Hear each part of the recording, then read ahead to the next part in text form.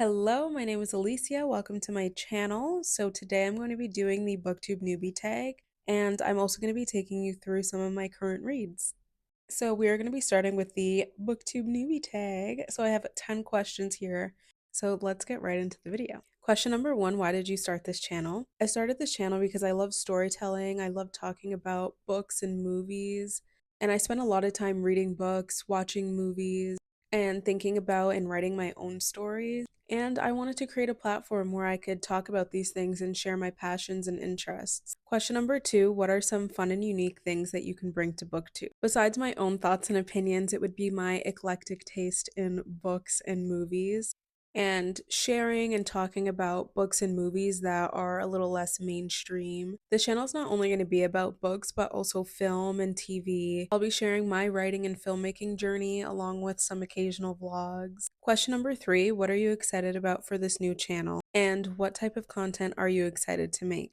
I'm excited to have an outlet where I can not only talk about things that I'm passionate about, but also create the content that I've been wanting to create for a few years now. I'm excited to document my journey as a writer and filmmaker, and I'm excited to connect with people that have similar interests to mine.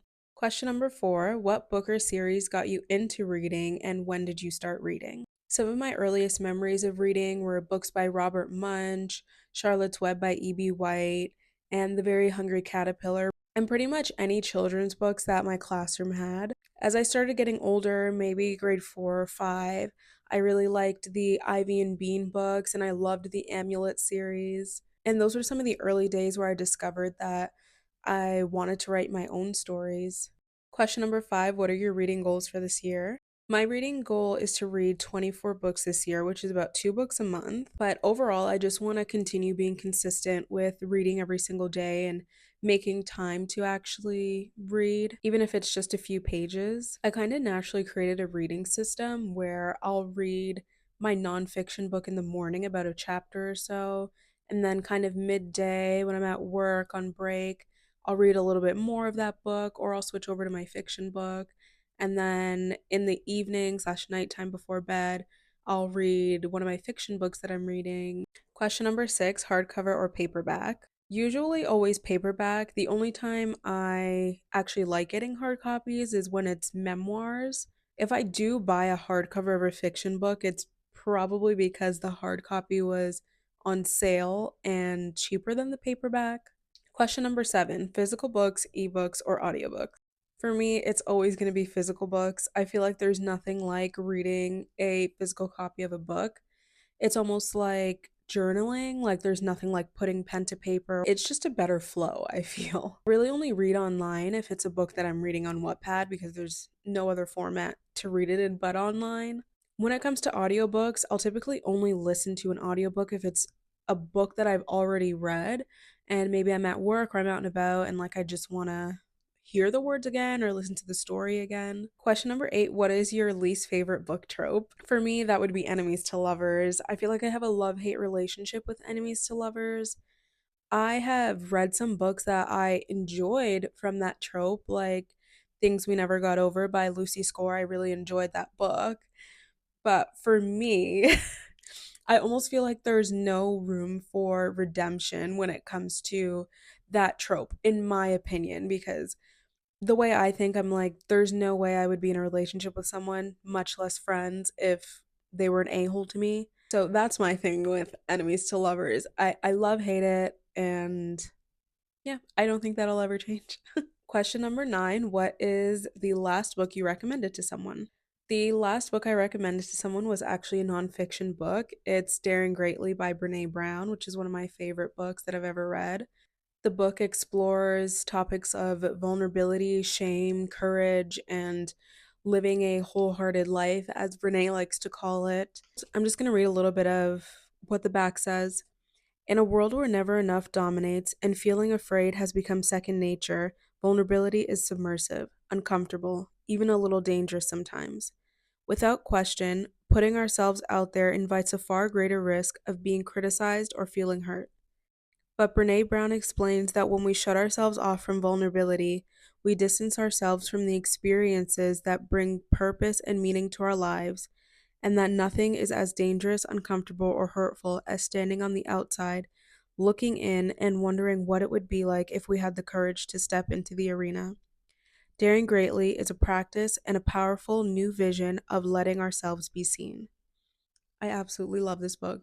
One of the most transformative books that I've read, and I recommend it to everyone. I learned so much about myself, so much about people, so much about my family and friends, and it's just an incredible book. I love it so much, and I really do adore Brene Brown's work also. So that is Daring Greatly by Brene Brown. I love it. I recommend it. Question number 10. What kinds of books do you like to read? I like to read almost anything. I have this genuine obsession with books and learning that just continues to grow. I'm open to reading almost any book. If you look at my bookshelf, there really is no pattern. What am I looking for? What's the word I'm looking for? If you look at my bookshelf, like my book taste is all over the place. I like to read anywhere from 2 to 4 books at a time. Typically, I always like to be reading a romance book. I like to be reading 1 to 2 nonfiction books that are different from each other.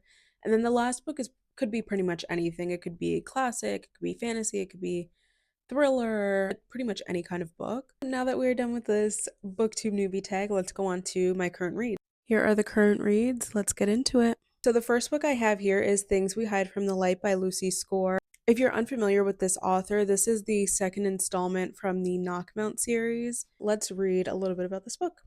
2 bullets put a dent in that southern charm, but thankfully spared his spectacular rear end.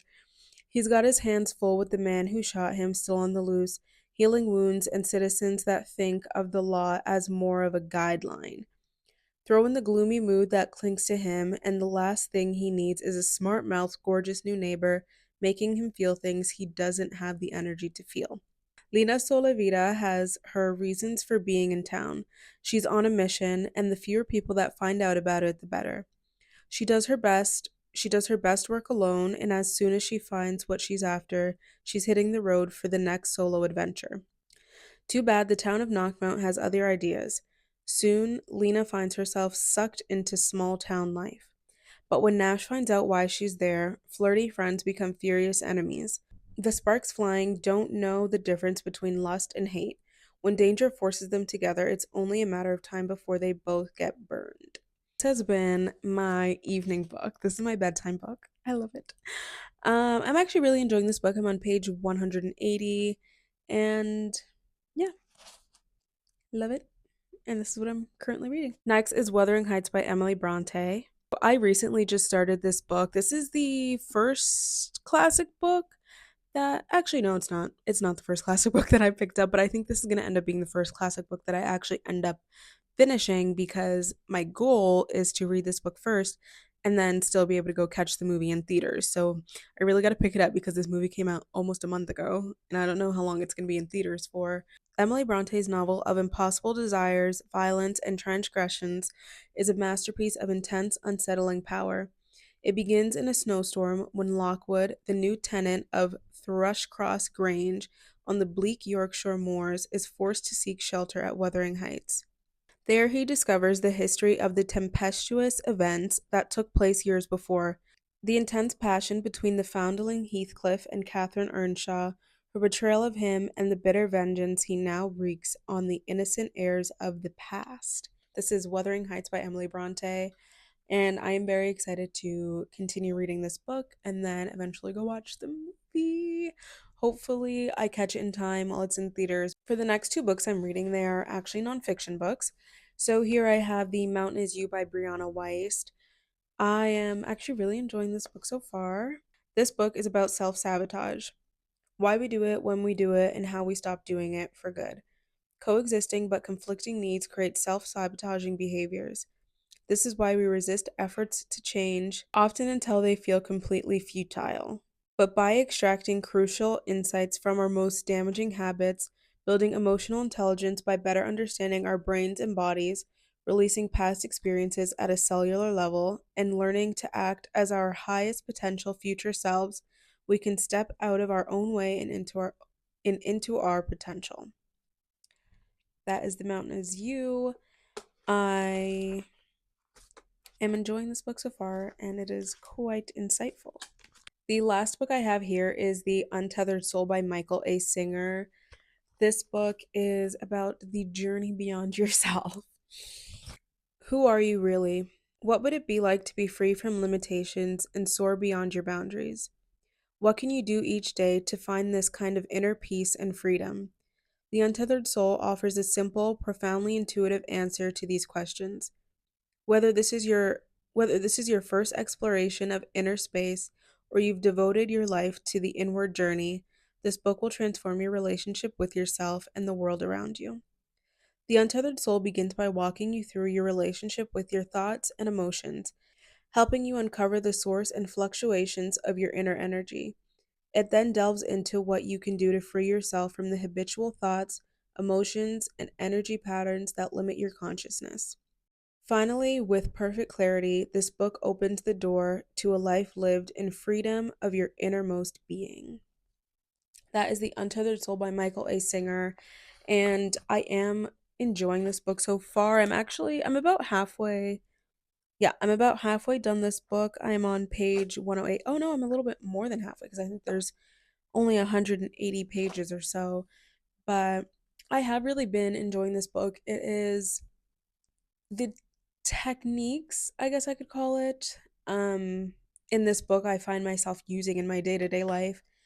I don't know, when things maybe get a little overwhelming or a little stressful, it kind of just reminds me to stay centered in my being and acknowledge the thoughts, but not let the thoughts consume me and consume my whole energy. Thank you so much for being here. I hope you enjoyed this video, and I will see you in my next one.